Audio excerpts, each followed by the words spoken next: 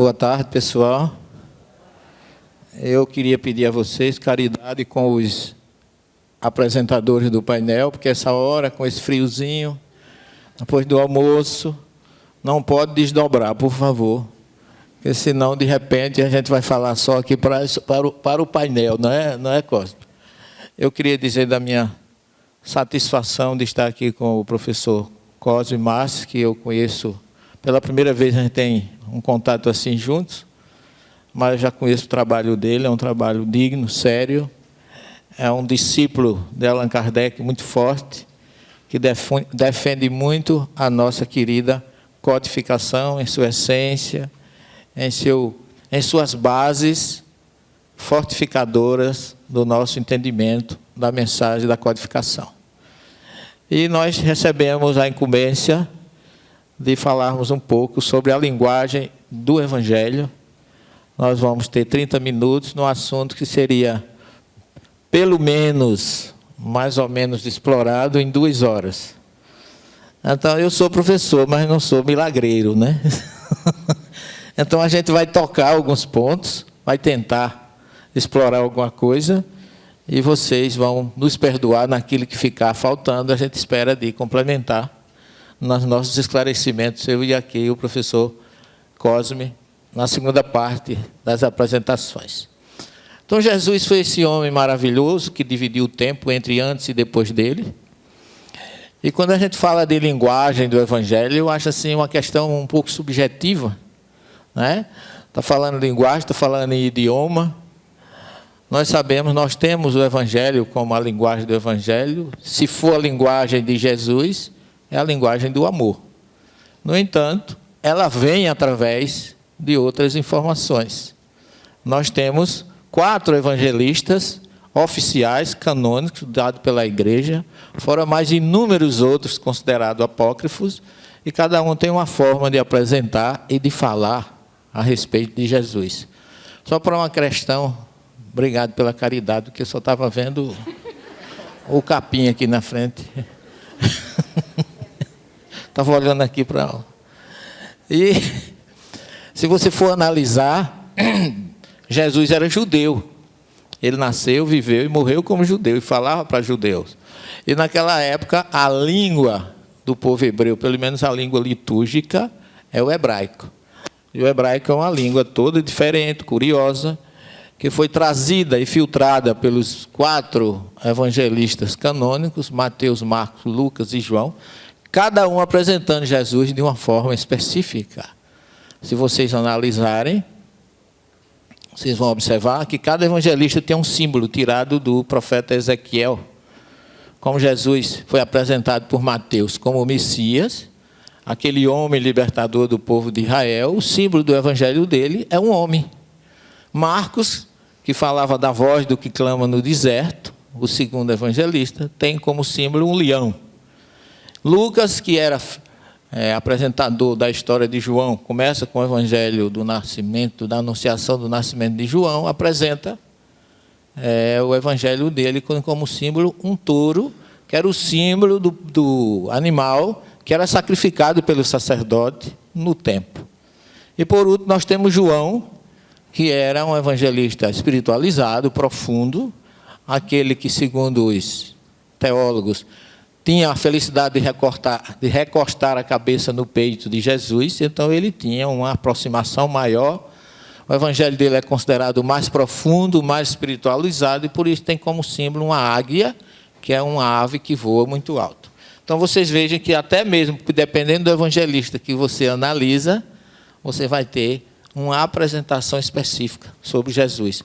Então fica difícil da gente explorar como a gente gostaria, dentro dessa linguagem, sabendo que Jesus falou para a multidão em hebraico e aramaico, e que depois esses evangelhos foram passados para o grego, depois do grego para o espanhol, para o inglês, para o português, e o que chegou até nós realmente passou por várias crivagens, e aí nós vamos ver o que é que a gente aproveita dessa mensagem tão profunda e tão libertadora. Mas nós vamos tentar analisar isso de uma forma que a gente possa ver Jesus como essa luz que brilha em nossas vidas, que ilumina os nossos corações e que com certeza tem um papel, e teve e terá, importantíssimo em nossas vidas, trazendo essa luz que é libertadora e que pode ser resumida como a luz do amor e da libertação. Não é isso?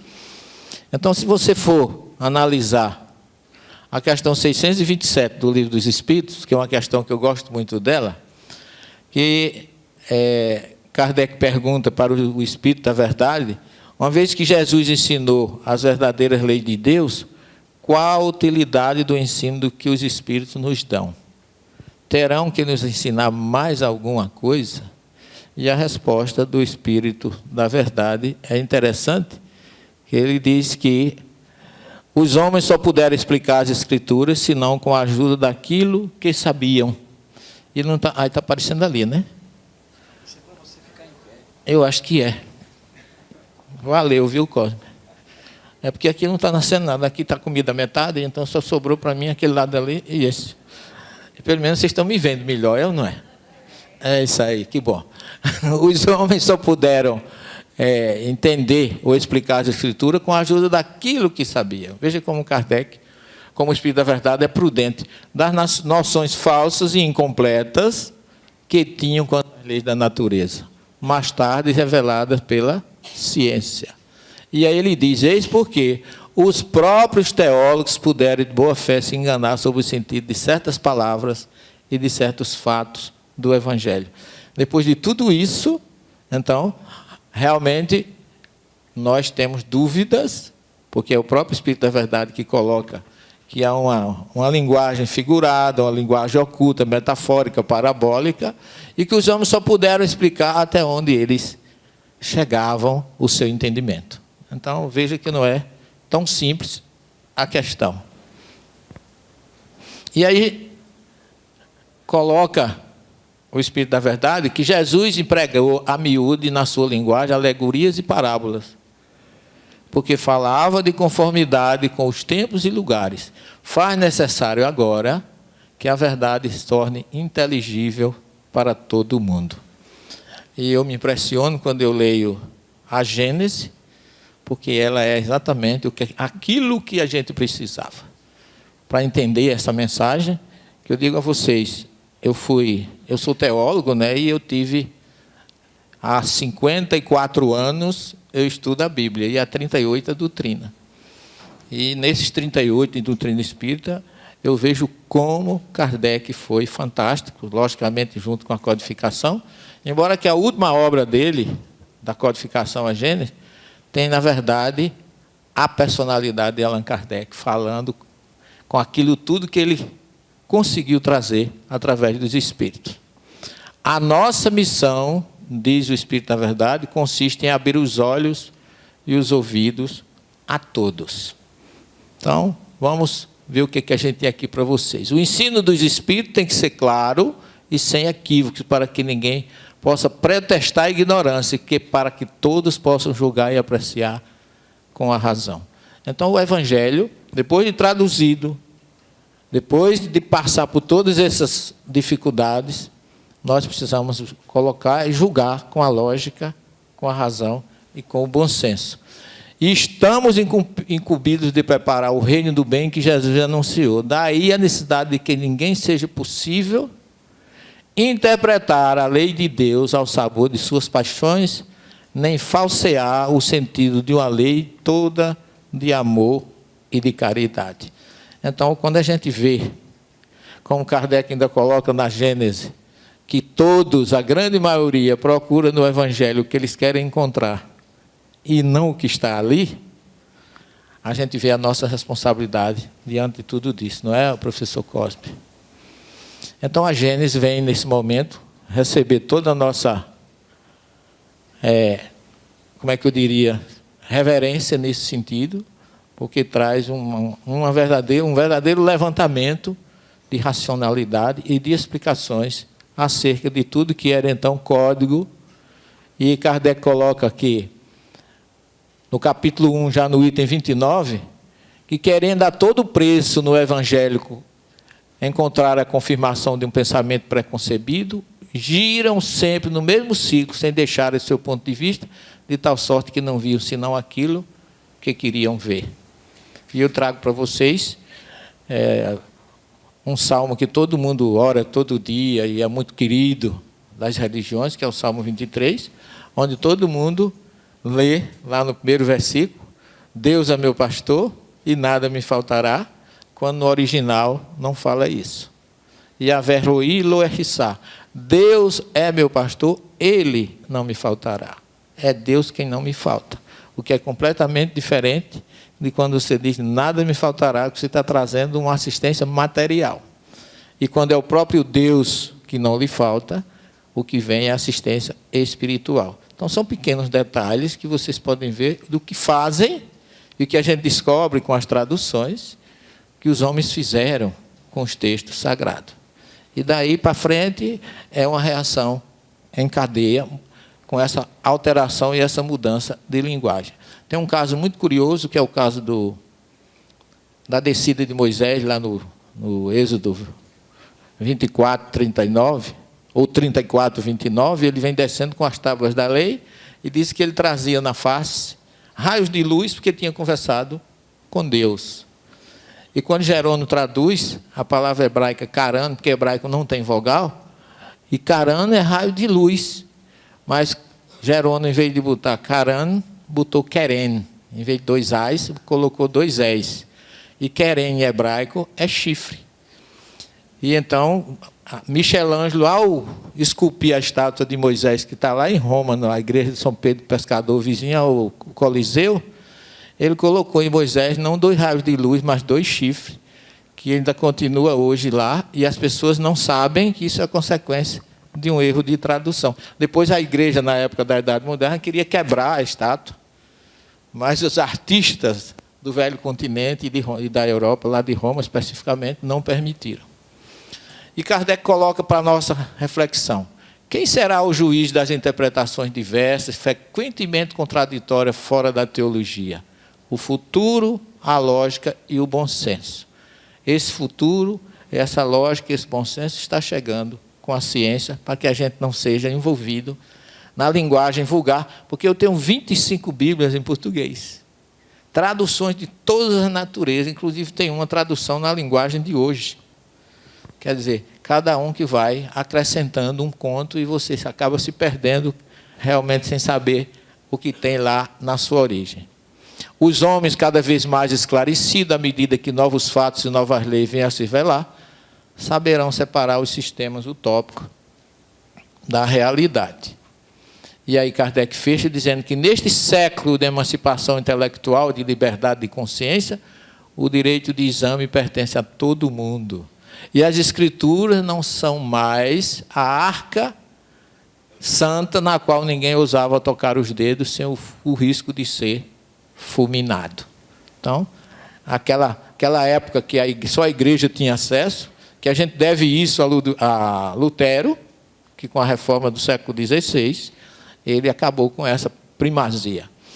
E o importante para nós é buscar essa luz que Jesus traz, tão importante, e que a gente fica como náufrago neste barco da vida, sem encontrar o verdadeiro caminho. Mas nós temos, graças a Deus, nós estamos vivendo os 150 anos da Gênesis, uma obra que realmente nos concita e nos mostra a consciência crística de buscar a verdade que nós devemos ter perante o que a gente encontra por aí. Interpretação. Os sábios judaicos afirmam que a Bíblia pode ser interpretada por mais de 70 maneiras diferentes. O que é que vocês acham? No entanto, os caminhos de interpretação do texto são 4. Na verdade, a Bíblia, os rabinos falam, mais de 70 mil maneiras diferentes, 70 maneiras diferentes, no idioma que está escrito originalmente, no hebraico.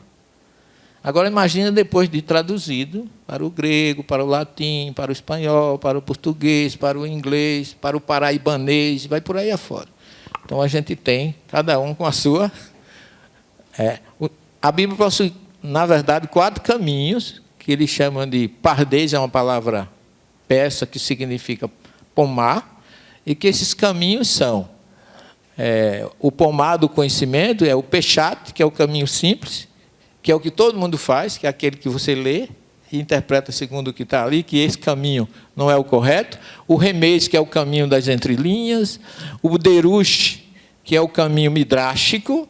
E, por último, o caminho Sode, que é secreto, que Emmanuel disse que, nesse ponto, só os grandes mestres do judaísmo conseguem interpretar. Então, e os sábios ainda dizem que o primeiro e o segundo nível de interpretação tem o objetivo de esconder o terceiro e o quarto. Porque se você interpreta no primeiro e no segundo nível, que é o que mais a gente faz, você está se comportando como o agricultor que planta o trigo, colhe a palha e joga o grão fora. Você perde o mais importante. Jesus ensinava no terceiro nível, que era o nível parabólico.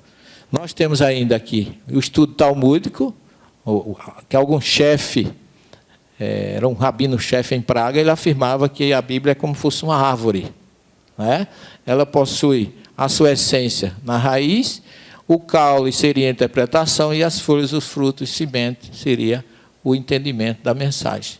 É uma forma de você reconhecer que a árvore, como símbolo da vida, como símbolo do próprio comportamento humano, os rabinos falam que a árvore é o símbolo da reencarnação, a árvore é o símbolo do nosso comportamento, que a gente deve ser como a árvore de raiz profunda, ter um tronco forte, quedar-se no vento e na tempestade e depois voltar à posição original. E aí você tem que, para interpretar, você tem na raiz todo o conteúdo, no caule a interpretação, e aqui a luz que deve vir da sua essência. Interpretar, do latim, significa traduzir. Então, para que você interprete, a primeira coisa que você tem é traduzir. Se você acha traduzido ou você não soube traduzir, você vai confiar em quem traduziu, com as coisas que você encontra por aí. Eu não estou dizendo que a gente não deve ler. Daí porque a Gênese nos orienta a ler e interpretar com a lógica, a razão e o bom senso. Sem querer esperar o maravilhoso e o subnatural. Porque a tarefa do intérprete é buscar o sentido que o escritor sagrado tentou expressar em determinadas circunstâncias, situações, política, condição social, cultura, época. Tem muita coisa que a gente tem que levar em consideração. Então, eu considero a interpretação como um quebra-cabeça. E você tem que juntar muita coisa até formar o todo. Ou como um garimpo. Você já observou como é que o garimpeiro se comporta? Observe, cada um está com sua peneirinha ali, quietinho, ninguém olha para ninguém. Na multidão, você observa que está todo mundo interessado no seu serviço. Ninguém querendo saber o que o outro está fazendo. Então, os intérpretes são mais ou menos assim. Cada um tem o seu achismo. Nossa, minha filha, já só isso. Já estão mandando embora, não dei nem boa tarde. Você observe que ele está tão envolvido no que ele está buscando, na sua pepita, no seu conteúdo, que ele não vê ninguém que está ao seu lado. E assim tem que ser realmente aquele que busca a mensagem original. É como se fosse uma coxa de retalho que a gente precisa unir os pedaços. Suas peças representam mais de 3.500 anos de acontecimento e revelações em torno da mensagem recebida por Moisés. Como encontrar e montar essas peças, né? É como se fosse um grande iceberg que a gente conhece o superficial, mas não conhece a parte profunda, que é a mais importante. E o Evangelhos, que eu vou dar tempo só situar o Evangelho de Mateus, porque você já me deu as contas, só para vocês terem uma ideia, que é o Evangelho mais judaico. Porque Mateus era discípulo de Jesus, escolhido por ele numa coletoria em Cafarnaum, cobrador de imposto, então ele sabia, conhecia todos os princípios do judaísmo. E é isso que ele coloca no seu Evangelho. Marcos, Lucas e João, não vou nem passar. Está aqui Mateus, o Evangelho dele é o Evangelho que tem como símbolo o homem, como eu já falei para vocês, que ele quer apresentar Jesus como o Messias. E Mateus é escrito de uma perspectiva israelita, como está lá no capítulo 10, versículo 5, quando ele diz assim, depois que Jesus escolhe os discípulos, ele diz, não vá aos gentios, nem entre na terra do samaritano. Ora, isso é a opinião de Mateus. Eu acho que Jesus nunca iria dizer isso. Como é que Jesus veio para salvar o que estava perdido, para ir visitar todos, e ele faria restrição nesse sentido? Mas Mateus, como judeu que não gostava do samaritano, ele já colocou isso lá no Evangelho. Usa termos especificamente judeus, conhecimento de costumes israelitas, presença de geografia e topografia toda judaica, hebraísmo de vários tipos, presença de expressões idiomáticas e método de interpretação judaico com profunda familiaridade com as questões israelitas. Ele começa criando um paralelismo entre Jesus como o novo Moisés, que vai ao Egito, é perseguido como Moisés, que volta e vai ao deserto, Moisés vai à montanha e recebe a Torá, Jesus sobe a montanha e pronuncia a nova lei com o Sermão do Monte. Você observa que ele tem um paralelismo. Jesus no Egito, Moisés também, as pirâmides, e depois vem, Moisés recebe do Sinai os 10 mandamentos, que nós falamos de 10, mas ao todo são 613, 365 negativos e 245 positivos. Então, a Bíblia tem uma proibição para cada dia do ano, 365, e ainda 245 orientações positivas. Honra pai e mãe, considera Deus como único, e vai por aí afora. E Jesus tem mais ou menos uma simbologia lá no monte, que Mateus coloca como se fosse um novo Moisés. Esse é uma fotografia que nós temos lá, a 2.282 metros de altura, no Sinai. Experiência muito boa. Expressões cristãs que você encontra. O sábado foi dado, não sois vós que foste dados ao sábado. Isso é um midrash antigo que Jesus repete várias vezes nos seus ensinamentos, quando ele entra na sinagoga, como está lá em Marcos 2, 27 e 28. O sábado foi feito para o homem, não o homem para o sábado, de modo que o Filho do Homem é o Senhor do sábado. A gente vê muito isso em Israel, quando você vai no sábado tomar um café, não pode tomar porque a cafeteira não pode ser apertada, porque ela não trabalha no sábado. É proibido a cafeteira trabalhar no sábado, então, mas o funcionário trabalha. Marcos tem uma questão interessante. Vocês vão ler a linguagem do Evangelho, que vocês vão ver que tem muito i. Em hebraico, os verbos são colocados próximos dos outros, normalmente com a conjunção vav. Eu não sei se vocês já se lembram do início do Evangelho de João, que diz assim: no princípio era o verbo, e o verbo estava com Deus, e o verbo era Deus. No princípio todas as coisas foram feitas por ele, e nada do que foi feito sem ele. Nele estava a vida, e a vida. Quer dizer, esse i em hebraico se chama vav. E o Evangelho de Marcos, por exemplo, ele é cheio desse hebraísmo que está lá no Evangelho de Samuel, que se você for no original, só para vocês terem uma ideia, todos esses vermelhinhos aqui são is, vav, colocado no texto original, mostrando que tem uma linguagem que os evangelistas utilizam, sofrendo a influência dos textos básicos anteriores. Então, a linguagem do Evangelho não é uma linguagem simples, por isso que as interpretações são tão diversas. Por isso que a gente vê gente utilizando das formas mais atípicas uma mensagem tão libertadora de luz e de amor. Então, eis que estamos subindo para Jerusalém, e o Filho do Homem será entregue aos chefes dos sacerdotes e aos escribas, e eles condenarão à morte, e o entregarão aos gentios, zombarão dele, e cuspirão nele. Quer dizer, é uma influência do hebraísmo que a gente não pode negar, porque Jesus era judeu, os textos, quem escrevia, não é uma questão de dizer por causa disso, que a gente escuta muito, as pessoas dizendo que o Evangelho de Marcos foi o mais pobre, que tinha um grego koiné. Não, ele sofreu a influência do hebraísmo que existia naquela época. Então, nós temos, eu vou fechar só com, em Mateus também tem muito. Eu queria só mostrar isso aqui. Mateus 1, 21. Ela dará à luz um filho, e tu o chamarás com o nome de Jesus, pois ele salvará o seu povo dos seus pecados. Só para vocês terem um exemplo. O que tem a ver o nome de Jesus com salvação de pecados? No grego ou em português não tem nenhuma conexão. No entanto, Um israelita que conhece hebraico entende diferente. Por quê? Isso aqui é o nome... Opa, volta, menino. Foi que houve. Pronto. Aqui você está vendo a palavra Yeshua em hebraico, que significa Jesus. Essa palavra em hebraico, ela vem do verbo yachá.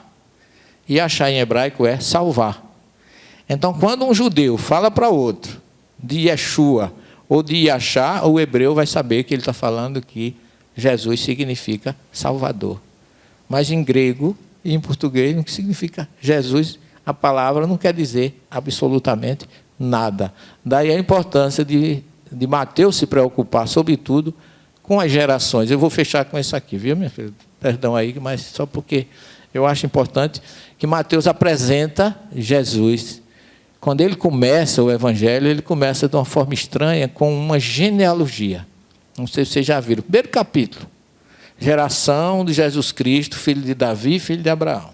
E ele começa, Abraão gerou Isaac, Isaac gerou a Jacó, Jacó gerou a Judá e seus irmãos. E ele apresenta 42 gerações. Cada uma, como ele coloca, ó, ele divide a genealogia de Jesus em 14, 14 e 14. Por quê? Ele diz assim, 14 gerações de Abraão a Davi, 14 gerações de Davi ao exílio da Babilônia, 14 gerações do exílio da Babilônia a Jesus o Cristo, e 14 gerações. Então, você tem aí o número 14 repetido. Por quê? Porque Mateus está apresentando para o judeu Jesus como descendente de Davi. E o que tem a ver Davi com 14? Porque no texto original, a palavra Davi se escreve Dalet, Vav e Dalet. Se você somar os valores numéricos, Dalet, que é a quarta letra, é 4. Vav é 6, 6 e 4, 10, com 4, 14. Então, quando Mateus está falando de Davi, de 14, ele está falando que Jesus é da linhagem de Davi, porque está dividido de Abraão, a primeira divisão, de Abraão a Davi. 14 gerações. De Davi ao cativeiro da Babilônia, mais 14. Mostrando que, está em Mateus 1,17, que Jesus é um Messias descendente de Davi. Então, há uma linguagem oculta, que se você não conhecer o termo original, você não vai interpretar nunca o porquê disso aí. E, inclusive, é fruto de muitas perguntas no nosso programa de TV, de pessoas. Quando você chega em Jerusalém, você vai na gruta de Belém, o local onde Jesus nasceu é esse aqui. Aqui tem uma estrela, mas uma estrela de 14 pontas. Se você contar, são 14. 3, 6, 9, 12, 14. Por quê? Porque está mostrando que aqui nasceu um descendente de Davi. Então, é uma linguagem subentendida originalmente para o judeu. A gente chega lá e se você mesmo hoje, quando eu chego com o grupo, eu pergunto, por que 14 pontas nessa estrela? Ninguém sabe. Mas se você perguntar a um judeu, mesmo sem ser cristão, por que 14 pontos? Ele vai saber, porque Jesus é da linhagem de Davi. O nome Davi tem como gematria, que é uma método de interpretação do 4º nível da Bíblia, de unir as letras hebraicas, porque as letras hebraicas não são letras, são símbolos, e cada letra tem um valor numérico. Só para vocês terem uma ideia, para levantar essa lebre, que não é tão simples a gente explicar para vocês a linguagem do Evangelho. Precisa de estudo muito profundo. E mais ainda, só vamos conhecer Jesus depois de conhecer o judaísmo, o próprio Evangelho, e complementar com a mensagem espírita, porque está lá na introdução do Evangelho segundo o Espiritismo. Moisés iniciou a obra, Jesus continuou e o Espiritismo arrematará. Muito obrigado.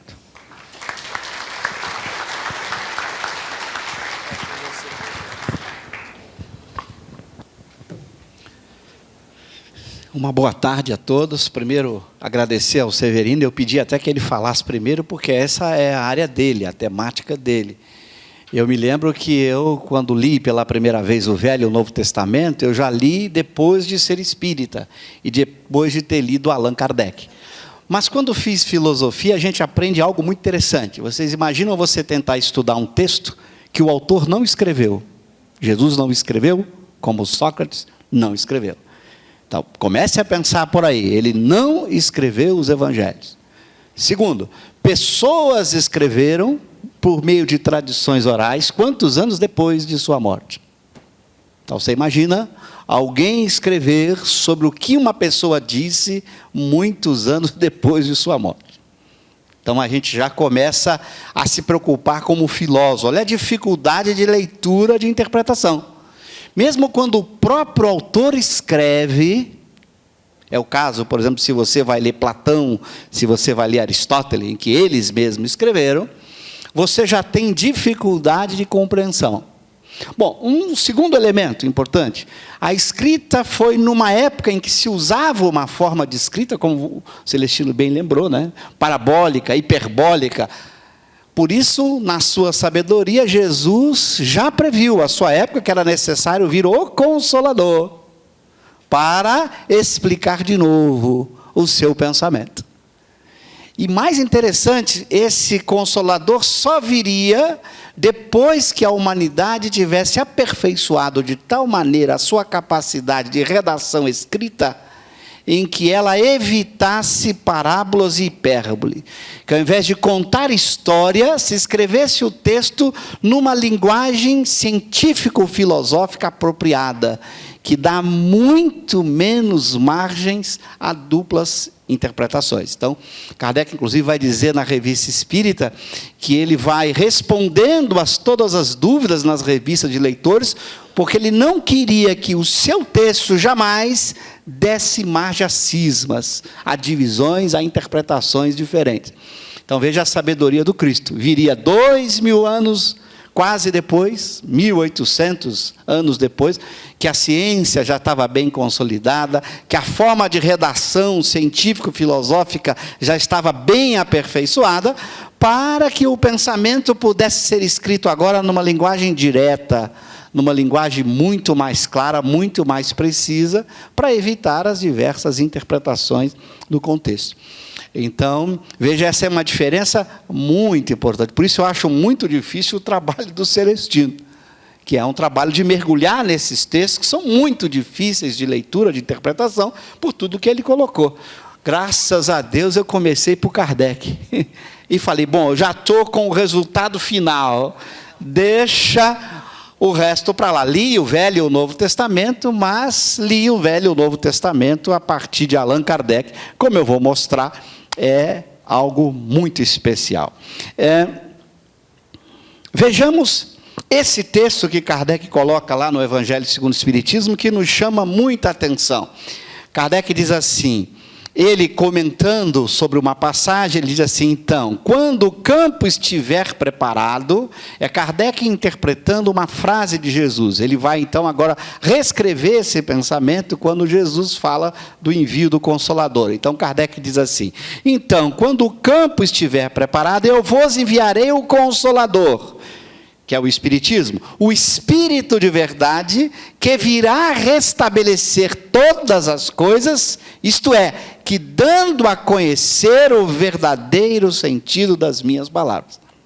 É por isso que vocês vão achar curioso. Por exemplo, Kardec, quando vai perguntar sobre a caridade, lá no item 886 de O Livro dos Espíritos, ele pergunta qual o verdadeiro sentido da palavra caridade, tal como a entendia Jesus. Então, Kardec quer saber qual é o verdadeiro sentido para Jesus da palavra caridade. E ele vai fazer isso o tempo inteiro. Ele quer colocar, quando Jesus disse, embora aqueles que escreveram não conseguiram expressar o seu pensamento, como é que de fato nós deveríamos entender? Então, é Kardec nos dando agora a leitura segundo uma ciência, uma filosofia muito bem estabelecida, que é o Espiritismo. Então, no momento em que ele tem uma teoria, uma ciência e uma filosofia muito bem construída, ele vai usar essa ciência e essa filosofia para quê? Para nos ensinar a ler o texto, agora com todo o rigor dessa ciência e dessa filosofia. Então, esse verdadeiro sentido que vai ser apresentado pelo Espiritismo. Ele ainda diz num outro lugar, ó, Muitos pontos dos evangelhos da Bíblia e dos autores sacros em geral só são inteligíveis, parecendo alguns até irracionais, por falta da chave que faculte se lhes aprenda o verdadeiro sentido. Essa chave está completa no Espiritismo. Então, a partir do Espiritismo, você consegue entender passagens, que eu vou discutir aqui algumas, como o Celestino bem lembrou da Bíblia, que eu acho que o Severino bem lembrou da Bíblia, que é um texto da Gênese, que é o texto fundamental para a gente compreender certas passagens, que Kardec só deixou para tratar delas na Gênese, e não lá no Evangelho segundo o Espiritismo. Então, isso é um ponto importante nesses 160 anos aí que a gente está comemorando a Gênese. Mas eu quero aqui fazer uma provocação para a gente pensar. Kardec vai escrever o livro o Evangelho com o título Evangelho segundo o Espiritismo. Ele não escreveu o Espiritismo segundo o Evangelho. Isso é uma diferença muito importante. Você vai ler o Evangelho segundo o Espiritismo, você não vai ler o Espiritismo segundo o Evangelho. Porque se você inverter o processo, você vai encontrar contradições gravíssimas. Então, para que você não encontre contradições, a sua ordem de leitura é o contrário. É o Evangelho lido segundo o Espiritismo, não é o Espiritismo segundo o Evangelho. Para citar um exemplo típico, se você ler várias passagens do Evangelho, você vai encontrar Jesus com paixões, demonstrando emoções humanas, emoções de raiva, de tristeza. Isso é impossível para um espírito puro. É impossível. Quando a gente estuda a escala espírita e toda a obra de Kardec, um espírito bom já não tem emoções ruins da escala espírita. Já não sente ciúme, inveja, mágoa, raiva, tristeza. Nenhuma dessas emoções faz parte de um espírito bom. Que dirá de um espírito puro? Aliás, o que vai caracterizar o espírito puro é não ter nenhuma paixão, nem as boas. Como Kardec vai explicar na escala espírita. O amor de Jesus não é o amor paixão, é um amor de uma pureza que a gente não consegue ainda entender e compreender. Os seus sentimentos não têm influência da matéria, não são paixões. Todas as paixões sofrem da influência da matéria. Por isso os filósofos vão definir a paixão como a emoção ou sentimento que surge na alma por influência da matéria. Mesmo as boas emoções de alegria, de amor, que nós sentimos, ainda tem a marca da influência da matéria. Um espírito puro não as tem. Então você não pode imaginar Jesus, por exemplo, sofrendo emocionalmente falando, triste, chateado, aborrecido, nervoso. Isso não faz, chicoteando, dizendo: Pai, me livra disso que eu não estou aguentando. Isso não faz nenhum sentido. Então, se você lê o Espiritismo segundo o Evangelho, vai haver contradições. Você tem que ler o Evangelho segundo o Espiritismo. É a inversão. O Espiritismo é a chave para a leitura, e aí você percebe a grandiosidade do diamante que se encontra nos textos evangélicos, porque aquele diamante está misturado com lodo. Você precisa fazer a limpeza. Você só vai ver a grandiosidade de Jesus nos evangelhos quando você faz a leitura por meio do Espiritismo. Aí Jesus aparece como aquela luz que o Severino mostrou muito bem aqui na imagem. Ele se destaca como luz, porque o Espiritismo fez essa limpeza daquela sujeira que colocaram em torno do diamante precioso.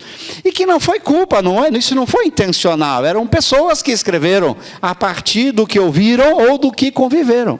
E que colocaram a sua forma de compreensão daquilo que ouviram e daquilo que presenciaram. Não foi Jesus que escreveu, foram pessoas que escreveram a partir de uma convivência, de uma experiência. Mesmo assim, é tão grandioso o pensamento, a presença do Cristo foi tão forte que mesmo pessoas escrevendo conseguiram deixar ali diamantes preciosíssimos que o Espiritismo nos permite fazer, então, essa garimpagem, extraindo esse diamante precioso de um texto metafórico parabólico.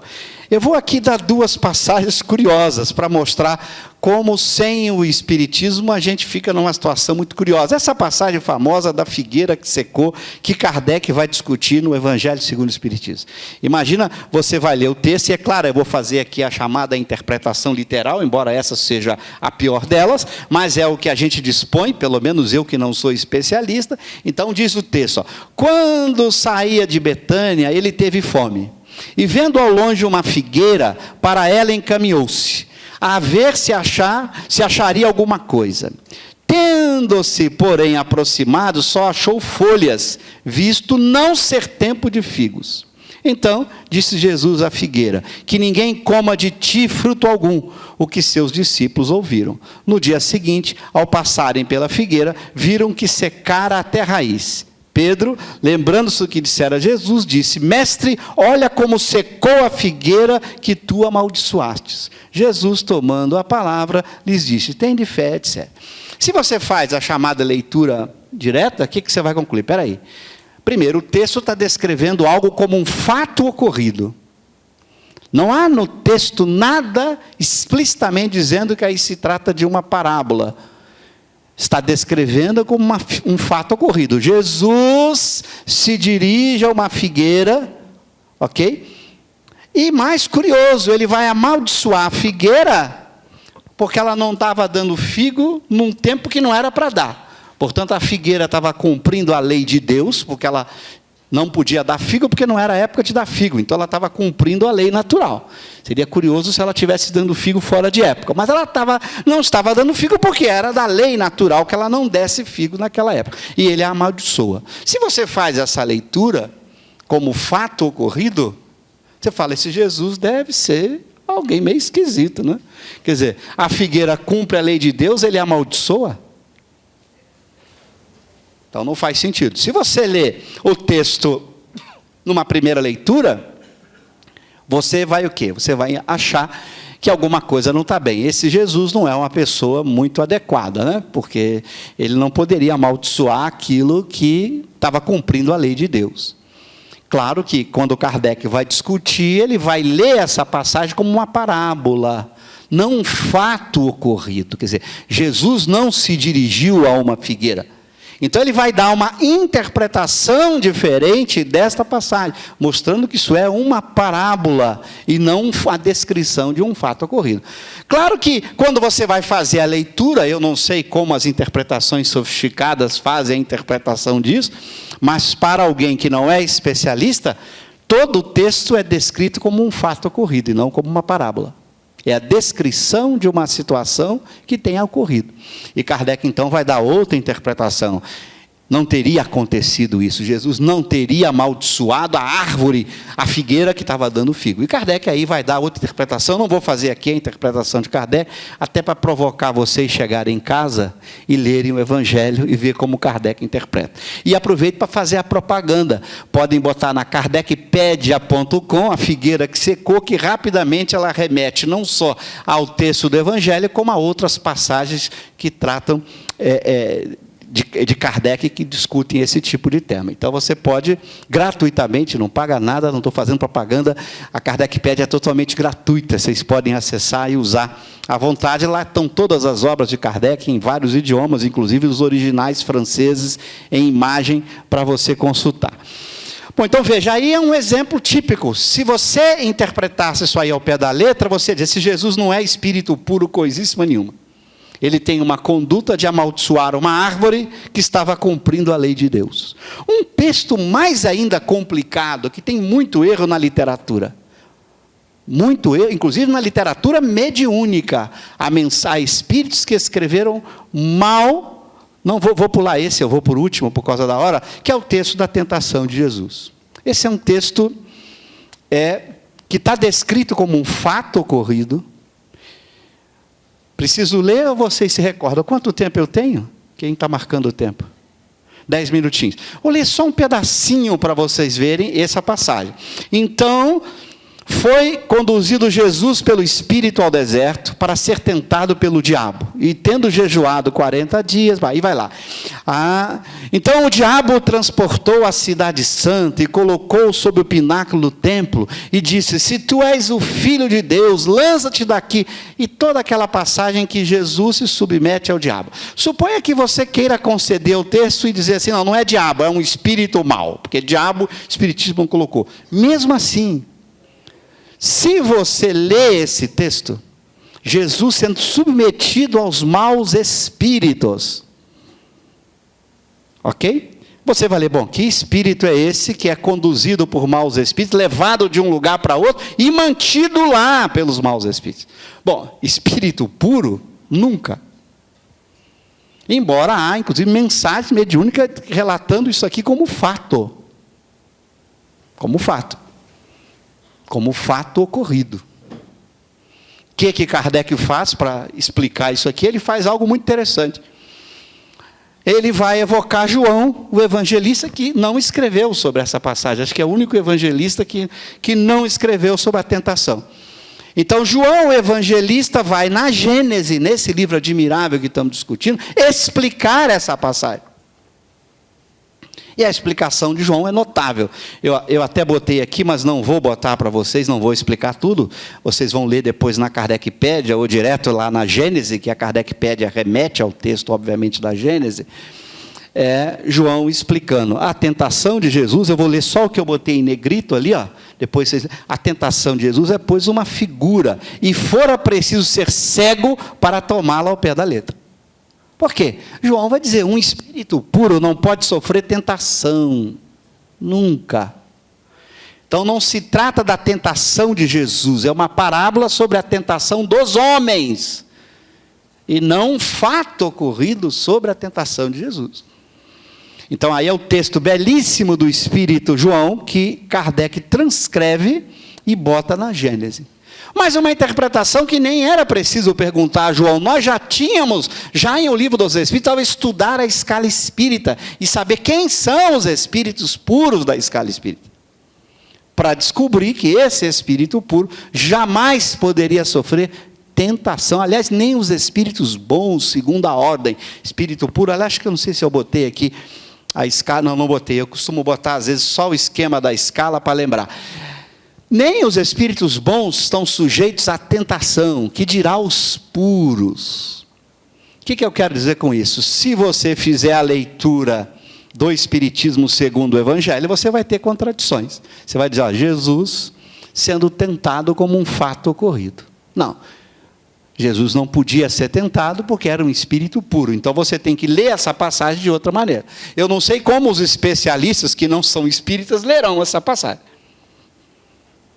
Se eles vão tentar escapar ou dizer que o diabo mesmo, por ser diabo, ou seja, tão poderoso quanto Deus, submeteu Jesus. Mas para o Espiritismo não há diabo. Segundo Jesus, espírito puro, nenhum espírito poderia submeter Jesus a nada. Ele era o Senhor dos espíritos imperfeitos, como todo espírito puro tem um controle absoluto. Então, são duas passagens importantes apenas para que a gente reflita a importância de se estudar o Evangelho segundo o Espiritismo, para que a gente não encontre contradições. Então, se eu olho esse texto sem o Espiritismo, Jesus não é esse diamante. Se eu olho com o Espiritismo, eu vejo o texto evangélico como fazendo todo sentido, porque ele está descrevendo, como o Espírito João aqui vai explicar, a tentação dos homens, como os homens podem sofrer as tentações do caminho, e não como Jesus tenha sofrido a tentação. Então daí a recomendação, que o Severino já frisou bem, da importância da gente usar o Espiritismo como ferramenta poderosa para extrair desta obra admirável, que é a Bíblia, o Velho e o Novo Testamento, preciosidades. Lembrando que são textos muito antigos, de difícil leitura, porque a evolução do pensamento ao longo do tempo, as palavras têm uns significados diferentes ao longo do tempo. Você tem que voltar a uma época, a um contexto, para poder entender o que se quisia dizer naquela época. E agora, para terminar, eu costumo dizer assim, você quer ver Jesus escrevendo? Não seria ótimo? Jesus mesmo escrever? Não? Seria bacana, gente? Fala a verdade. Nós lemos Jesus a partir de quem? Mateus, Marcos, Lucas e João. Pô, não seria ótimo ler uma mensagem escrita por Jesus? Gostaria ou não? Tem várias. Na obra de Allan Kardec. Mensagens extraordinárias. Algumas delas que eu demoro meses para estudar, uma mensagem de 2 parágrafos. Várias mensagens assinadas Espírito de Verdade. Várias. e você se encanta com a profundidade. Venham como outrora aos transviados filhos de Israel, trazer-vos a verdade e dissipar as trevas. Estude essa mensagem, a beleza, a profundidade do pensamento desse Espírito. Ou o prefácio do Evangelho, né? Os Espíritos do Senhor, que são as virtudes dos céus, qual o imenso exército.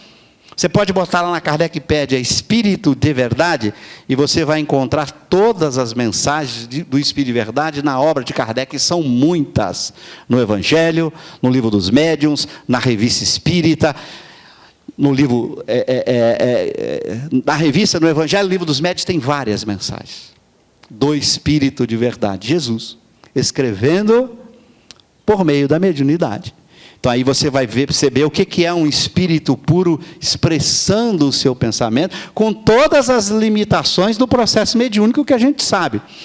E você vai encontrar coisa curiosa, tem algumas mensagens dessas que Kardec publica na revista, tal como o Espírito de Verdade ditou na Sociedade Espírita de Paris, e ele depois publica no Evangelho com pequenas mudanças, fazendo inclusive pequenas depurações no texto, para que o texto expressasse melhor ainda o pensamento desse Espírito. Então a gente consegue ler, graças a Deus, e cada vez que me debruço sobre essas mensagens do Espírito de Verdade, fico imaginando que pensamento extraordinário, que profundidade de pensamento desse Espírito puro, que se comunicou muitas vezes e deu muitas mensagens, quando do surgimento do Espiritismo no século XIX. Então vocês podem conhecer um pouquinho escritos do Cristo como Espírito de Verdade por meio da mediunidade. Está na obra de Kardec, aí é fácil vocês pegarem e estudarem. Mas já previno, são mensagens de altíssima profundidade filosófica, que você vai ler, na primeira leitura se encanta com a beleza poética, mas você só vai descobrir a profundidade examinando o texto, ok? Então passemos para as perguntas.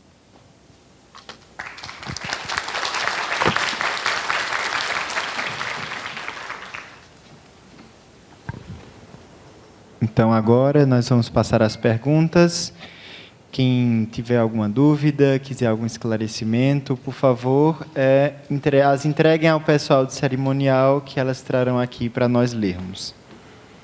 Caso não tenha nenhuma realizada ainda, porque gostaria de fazer uma pergunta a Severino, porque muitas vezes nós não temos o tempo, a dedicação necessária para se aprofundar nos estudos do hebraico, do grego, enfim. Então, como é que nós, os leigos, podemos ter acesso a esse material para uma interpretação mais fiel do Evangelho? Eu diria a você que até segunda ordem, a Gênesis é um bom campo de pesquisa.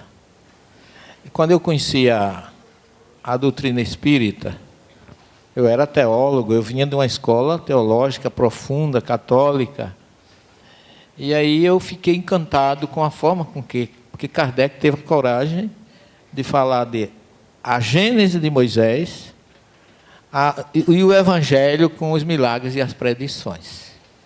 Que muitas coisas que a minha teologia católica, com todo respeito, não me respondeu, eu fui encontrar na doutrina espírita. Por isso que o Cosmo frisou muito bem, e eu endosso. Nós, aqueles que não têm a felicidade, eu não digo a felicidade, mas a condição de ir aos textos originais, eu vou porque é um campo que eu não acho só aquilo que a gente já conhece. Né? Como o Cosmo está mostrando aí, ele pega um texto aí do Espírito de Verdade e vai estudar bonito, mas ali dentro ele encontra uma palavra, uma colocação, um verbo, um adjetivo, que aquilo encanta.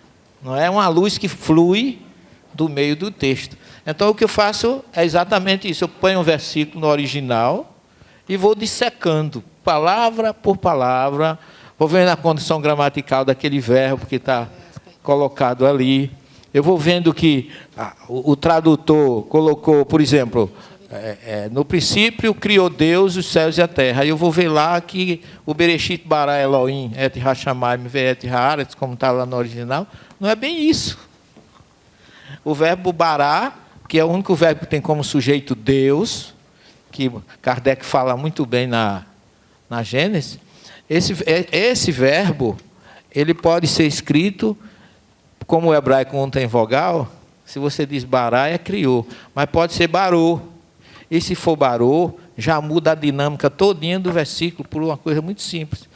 Moisés está dizendo, no princípio não é quando criou Deus, mas no princípio, quando Deus começava a criar as águas e a terra, que não é céus e terra, a primeira criação do planeta foi água. Que Raim em hebraico é a mesma coisa, Maim, que é água, é a mesma coisa que Raim, que é vida.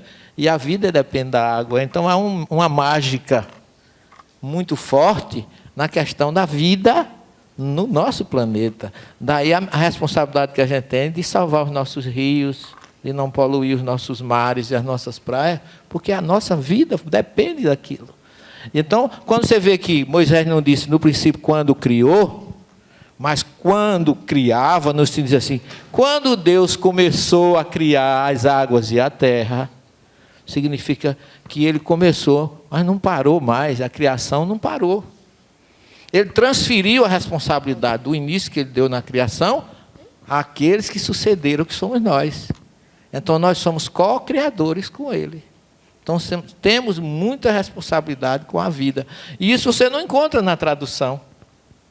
Tá certo? Então, são essas questões que você, por exemplo, as pessoas dizem, lá no Velho Testamento não tem Jesus, tem.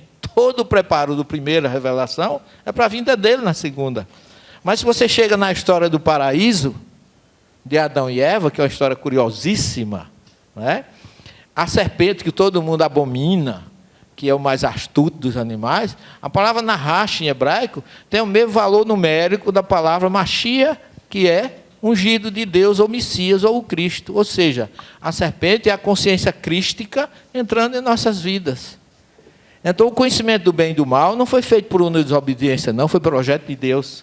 E do próprio Jesus que estava com ele, como ele fala em João 17,5. E agora, Pai, chegou a minha hora, honra teu filho com a honra que eu tinha quando eu me encontrava contigo antes da criação dos céus e da terra. Ou seja, quando esse planeta começou a ser separado no sistema solar para colocar na sua órbita, para ter direito, condições de ter vida, Jesus já assistiu isso junto com Deus. Então, é um amor que surge antes da terra existir. Então, isso você não encontra em muitos textos traduzidos, que os teólogos manipulam e facilitam para eles serem servidos através de Jesus, nunca para eles servirem a Jesus e aqueles que os cercam. Obrigado, Severino. Então, a próxima pergunta será a Cosme. Caro Cosme, o que o senhor teria a dizer sobre as alterações que houveram na Gênese Espírita após a 5ª edição? Eu já fiz um vídeo sobre isso, eu teria muito para falar disso. Amanhã eu vou tratar um pouquinho, quando falar da ordem didática da obra Gênese. No meu vídeo eu procurei mostrar que os argumentos que foram produzidos, dizendo que a Gênese foi adulterada e não alterada, adulteração é um crime, diferente de uma alteração, né? Alteração, o próprio autor fez, a adulteração foi outra pessoa. Então, eu tentei mostrar no meu vídeo, é um vídeo longo, está aí no YouTube, 1h que todos os argumentos apresentados são muito frágeis a favor da adulteração. Não tem um argumento consistente. Naquela ocasião, eu levanto apenas, eu digo que é possível apenas, já que você falta documentos, a não ser que apareça algum novo documento, você dá o que eu chamo lá de argumentos de probabilidade. Você começa a dar evidências favoráveis à tese que você está propondo. Por exemplo, eu discuto um argumento de evidência que a pessoa tenta colocar, mostrando que é frágil demais. Quer dizer que, por ter um texto na revista igual a um texto da 4ª edição, Kardec não mudaria na 5ª, porque ele escreveu 2 vezes o mesmo texto.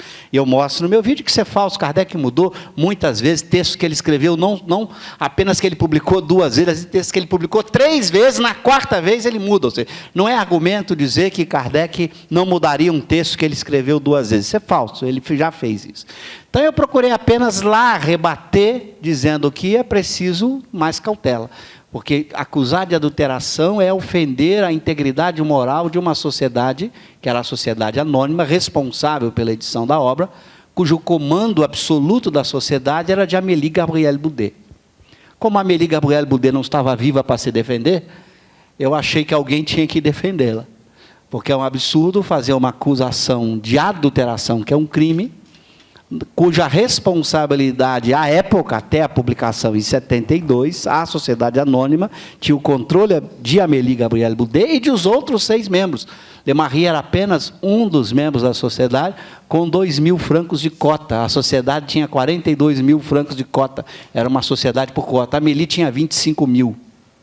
Ela tinha 59,5% das cotas. E os outros membros tinham, cada um, 2.000, como o Lemarie tinha 2.000. E ela não era administrada por Lemarie nessa época, ela tinha 3 administradores, ele era um deles, e sob o comando, que tinha um conselho de supervisão, que era comandado, um dos elementos do conselho de supervisão era a própria Amélie Gabrielle Boudet. Claro que a gente sabe na história que, ao longo do tempo, Lemarie foi escolhendo caminhos equivocados. A história mostra isso, mas isso ocorre principalmente depois de sua volta da prisão, quando ele passou 1 ano e pouco preso no famoso processo dos espíritas. Isso aconteceu, então, pós-77, quando ele voltou da prisão. Mas até 72, ele não tinha o comando da sociedade quando a Gênesis foi publicada. E ela foi publicada em 72, porque a partir de 69 e 70 e 71, a França entrou em guerra, inclusive guerra civil. Caos geral, não podia publicar nada. E existia em 69, quando a 4ª edição foi publicada, 3.000 exemplares já prontos e publicados. Então, não tinha nem como publicar e nem valia a pena, já que você tinha livros demais, não é como hoje que você publica, joga livro facilmente, era muito caro tudo isso. Então, eu procurei no vídeo mostrar que os argumentos de que a Gênesis foi adulterada me parecem muito frágeis.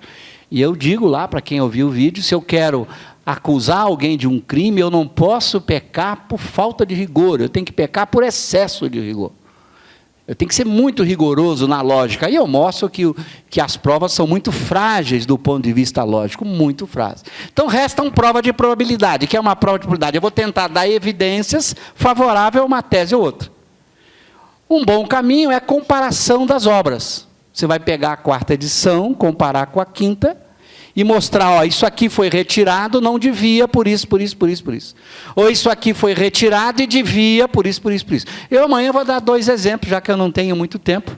Eu vou dar 2 exemplos durante a minha palestra de um texto que foi acrescentado na 5ª, que não está na 4ª, que é um texto genial. Eu vou amanhã dizer e tentar mostrar para você que só Kardec teria competência para botar aquela frase, ninguém teria, naquela época, competência para escrever uma frase daquela.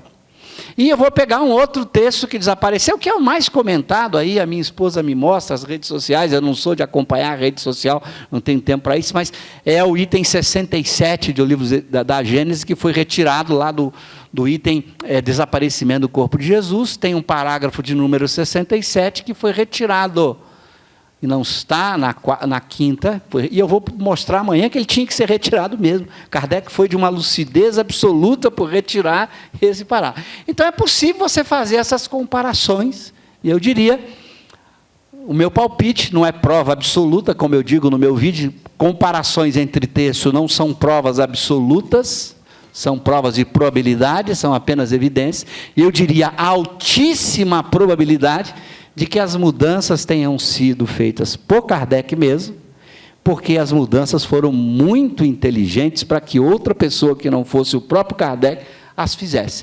Então, eu hoje aposto, com alto grau de probabilidade, que as foram alterações na Gênesis feitas por Kardec e não adulterações.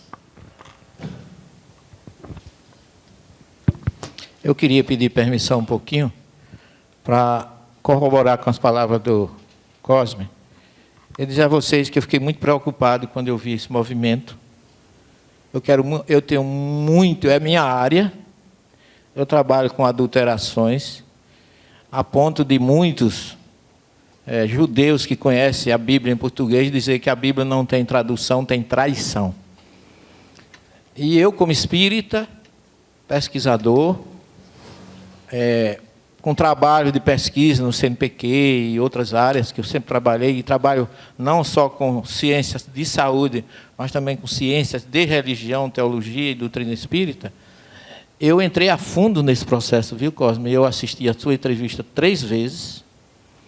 Eu assisti às entrevistas do Paulo Figueiredo, que fala na Simone, lá de Montevidéu, Simone Privato.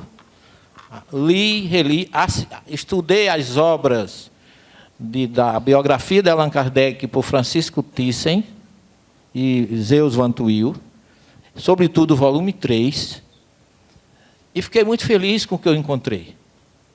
Porque eu acho que a gente tem que analisar os 2 lados da questão e entender que há uma preocupação, um zelo pela cristalinidade da doutrina. Isso é muito positivo. Agora, a gente não pode ir para frente com algo que a gente não tenha certeza que aquilo realmente aconteceu ou não. E hoje, vendo a história das obras de Kardec, a gente vai observar que o Livro dos Espíritos foi lançado a primeira edição com 500 e poucas questões.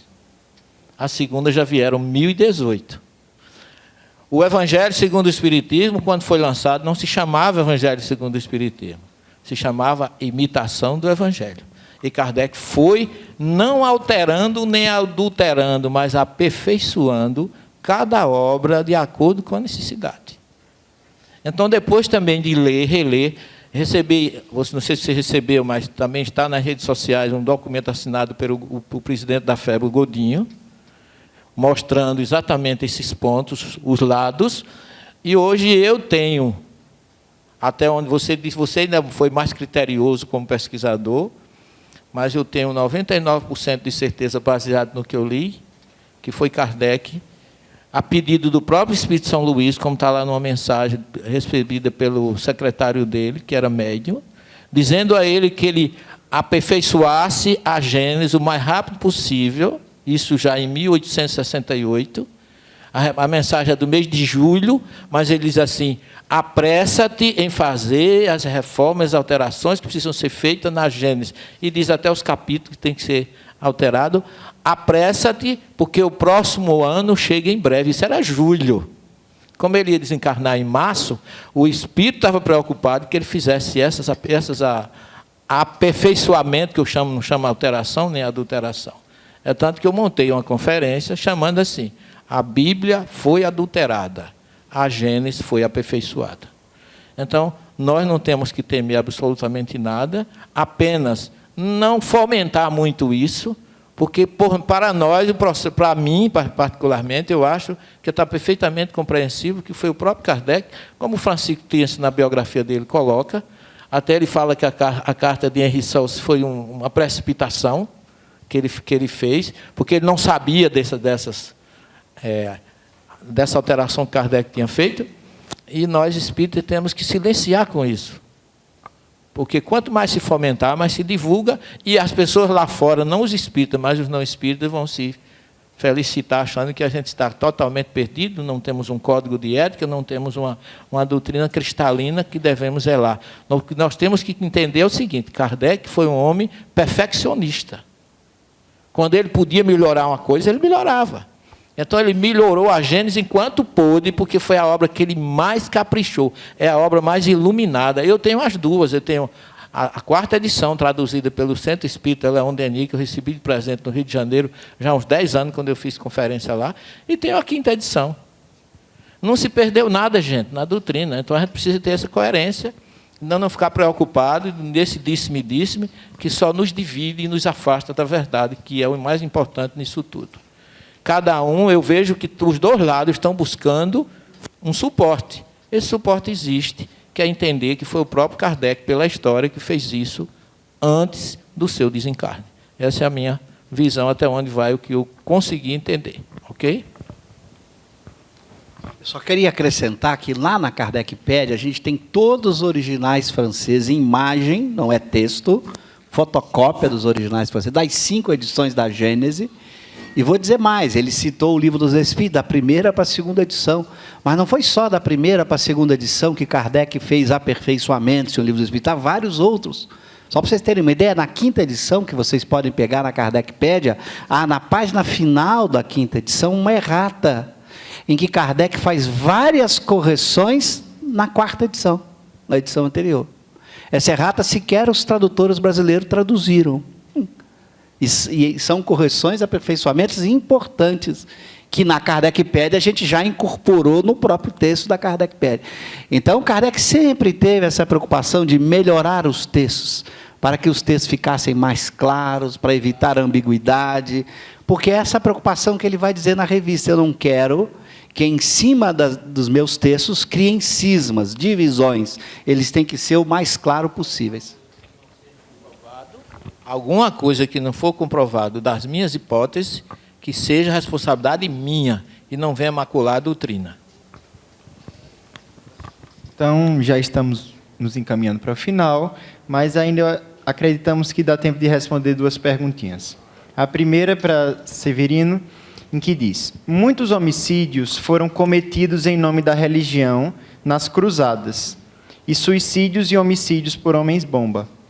Quais os erros práticos que podemos cometer enquanto espíritas por problemas de interpretação?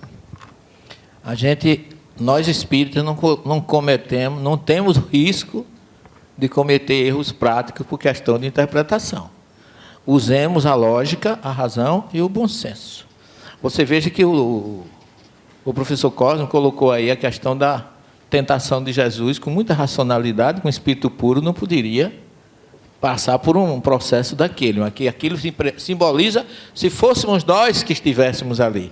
E eu tive a pachorra de ir um monte da tentação, lá em cima, e ficar observando Jericó, o oásis, o deserto, o Jordão, o mar morto, e fiquei observando e me deu um estalo que alguém que chegue ali e olhe para Jericó vai observar um oásis, uma cidade, um deserto, um mar e um rio. Tudo que tem no planeta Terra tem ali em micromundo. É como se você estivesse observando todos os reinos do mundo dali daquela montanha. Você pode ver o mar, o céu, o deserto, o rio, o oásis e a cidade. Tudo que tem no planeta está ali como se fosse um micromundo. Alguém que não tivesse a elevação de Jesus com o poder dele diante daquele ali, dizia: eu posso ser dono de tudo isso. Mas ali ele tira a grande lição para nós, que é: meu reino não é deste mundo. Então a gente precisa usar que, se Deus ensina a promover a vida, se o verbo do cristão é o verbo servir, e Jesus deixou por autoridade moral, porque a Torá diz lá no Levítico 19:18, ama a Deus sobre todas as coisas e ao próximo como a ti mesmo. E Jesus teve a autoridade de dizer: eu vos deixo um mandamento novo. Mas eu deixo porque eu ensinei. Amai-vos uns aos outros como eu vos amei. Eu não estou dizendo que vocês sigam a Torá, porque a Torá mandou amar a Deus e ao próximo. E eu cheguei aqui e mostrei a vocês como fazer isso. Então eu tenho autoridade para deixar para vocês esse mandamento. Depois de tudo isso, se a Bíblia fosse toda mal traduzida e se perdesse tudo e ficasse esse versículo, nós estaríamos salvos. Então nós não temos motivo nenhum para ver, lamentavelmente, esse fundamentalismo que está aí, destruidor, cheio de rancor, de ódio, de desamor, que é somente a ausência da luz. E quando Jesus diz: eu sou a luz do mundo, falta para essas pessoas a sua luz em seus corações. É isso que nós estamos precisando. Usemos, como sempre coloca Kardec, a lógica, a razão e o bom senso. Nós temos uma pergunta na plateia. Boa tarde, meu nome é Bruno, sou de Petrolina, Pernambuco. A pergunta será dirigida a Cosme. Cosme, apesar de eu ser jovem, ter apenas 29 anos, percebo que no movimento espírita há uma grande falha por não estudar Kardec. Confesso que quando conheci suas palestras, eu me tornei uma nova pessoa porque me conscientizei da necessidade de estudar o codificador, não apenas ler, estudar e compreender.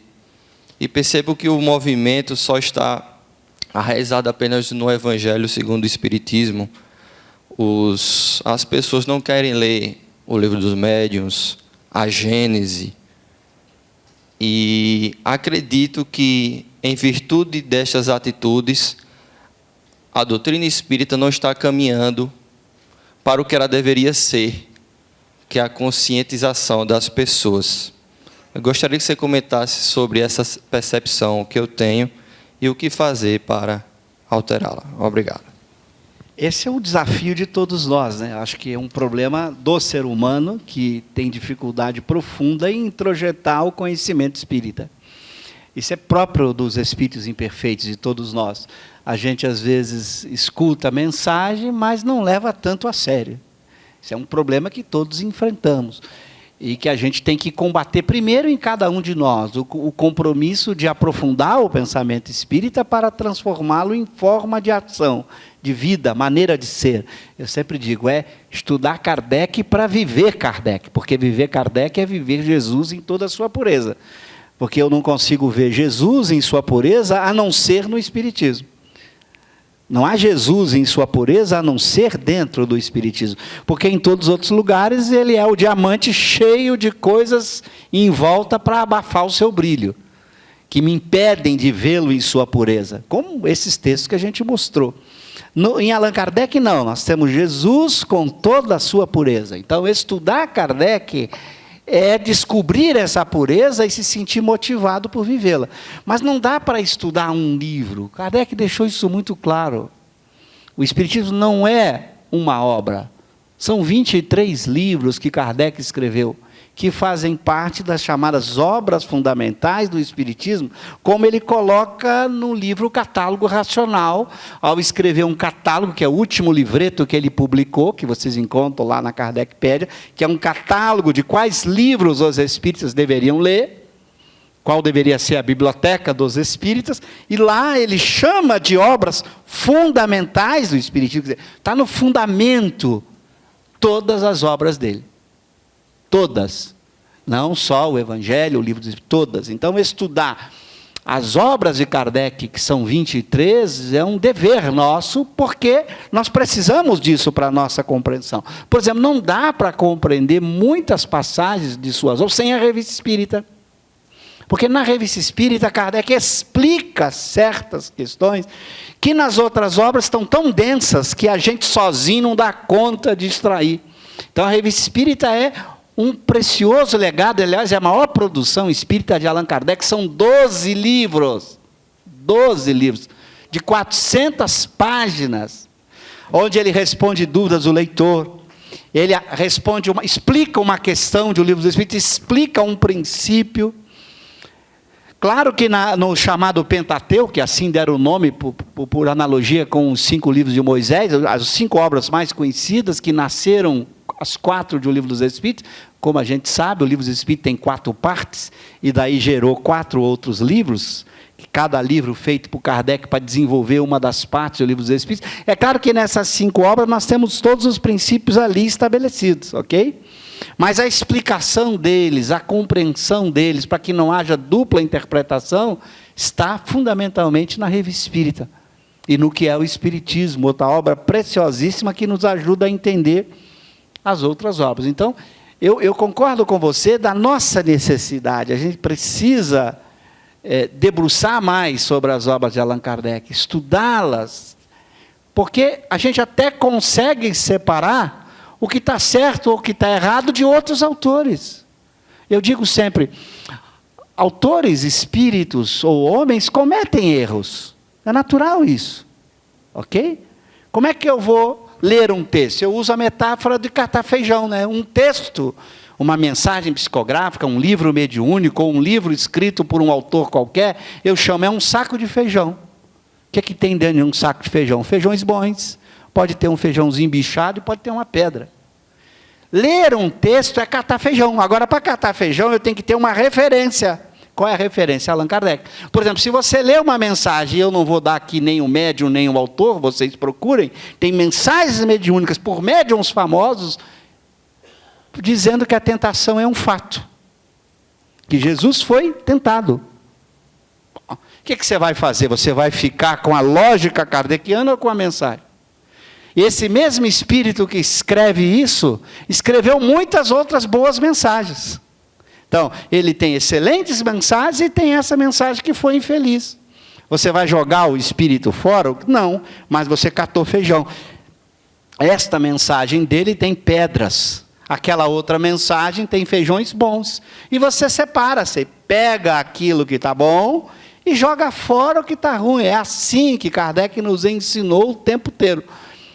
Eu dou muitos exemplos nas minhas palestras, tem mensagens do Vicente de Paulo na revista, que Kardec recebe com o título Caridade na Revista Espírita, publica a mensagem na íntegra, questiona Vicente de Paulo em vários momentos daquela mensagem. Kardec vai republicar a mensagem no Evangelho segundo o Espiritismo, com o título A Beneficência, não mais a Caridade, e tudo aquilo que ele questionou a Vicente de Paulo, ele retirou da mensagem. Vicente de Paulo, um espírito bom da escala espírita, mas cometeu erros. Kardec não ficou assim, foi erro dele, foi erro da filtragem mediúnica, foi erro na comunicação, pouco importa, está errado. Kardec não ficou atrás de quem é o errado. Está atrás do certo. O certo é essa mensagem que contém erros. Então, se a gente pegar todos os nossos autores, e lermos com esse espírito de catar feijão, você vai ver que não precisa jogar ninguém fora, ninguém no lixo, mas cate feijão. Tem alguns textos que tem muitas pedras, poucos feijões bons. Tem textos que tem muito feijão bom, mas tem algumas pedras. E você vai peneirando, coma o feijão bom, bota de lado as pedras. Nessa minha vida de 47 anos no Espiritismo, eu só não encontrei até hoje pedras em Allan Kardec.